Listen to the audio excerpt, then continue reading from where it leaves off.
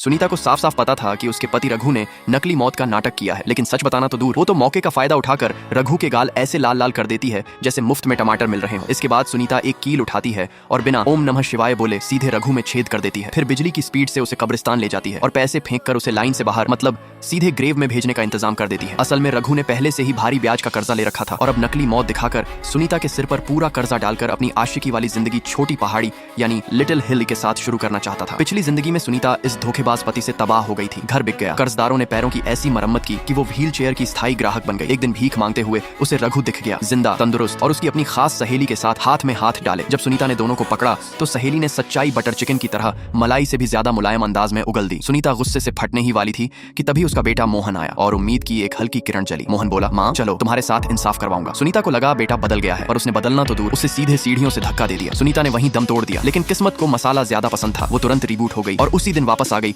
जिस दिन रघु नकली मौत का ड्रामा शुरू करने वाला था। अब सुनीता ने ठान लिया, इस बार बाप बेटे की ऐसी बाजा बजाऊंगी कि अगली 7 पीढ़ियां कान में रुई लेकर जन्मेंगी। मोहन का कॉल आया, पापा को दिल का दौरा पड़ा, वो चले गए। सुनीता ने फोन पर एक्टिंग मास्टर क्लास दे दी। अरे मैं तुरंत आती हूँ। फोन कटते ही मुस्कान ऑन। उसने तुरंत रीना को फोन करके कब्रिस्तान बुक करवाया और घर पहुंचकर रघु की नकली लाश के सामने खड़ी हो गई। रघु ताबूत में पड़ा अपने कानों से सब सुन सकता था, बस हिल नहीं सकता था। और सुनीता, वो तो उसे उठाने के बहाने फिर से कुटाई शुरू कर देती है। मोहन घबराकर नकली डेथ सर्टिफिकेट ले आया, इस आशा में कि माँ थोड़ी शांत हो जाए। सुनीता ने सोचा, वाह यही तो मुझे चाहिए था। फिर मोहन ने सुनीता को एक स्पेशल मसाला वाली दूध चाय पकड़ाई ताकि वो बेहोश हो जाए। पर सुनीता इतनी स्मार्ट थी कि उसने वो चाय ऐसे टाली जैसे वो चाय नहीं बिजली का बिल हो। तभी मेडिकल कॉलेज का फोन आया। सुनीता ने रघु की लाश दान में देने का फैसला कर लिया था और बोली, मरते समय रघु की यही इच्छा थी। मोहन और कमला सास दोनों चीखने लगे, ये नहीं हो सकता। सुनीता ने दिखावे में मान लिया, पर जैसे ही मोहन बाहर गया उसने वही बेहोशी वाली चाय कमला को पिला दी। सास ऐसी गिरी कि लगा वाईफाई कनेक्शन कट गया। सुनीता ने तुरंत रीना को बुलाया और पीछे के दरवाजे से रघु की लाश उठवा ली। जब मोहन और कमला चेकअप से लौटे तो ताबूत खाली। मोहन की आंखों में ऐसा भाव आया जैसे किसी ने उसका मोबाइल बैलेंस निकल लिया हो। उसे समझ आ गया कि वो फंस गया है। उधर सुनीता टीम लेकर कब्रिस्तान पहुंच चुकी थी। वहाँ स्टाफ बोला, आज बहुत भीड़ है, थोड़ा इंतजार करो। सुनीता बोली, इंतजार नहीं चलता। रीना ने पैसे थमाए और लाइन सीधी। VIP free pass. गड्ढा खोद दिया गया। सुनीता ताबूत के पास जाकर रघु को बोली, अब आराम से सो मेरे जिंदा लाश पति।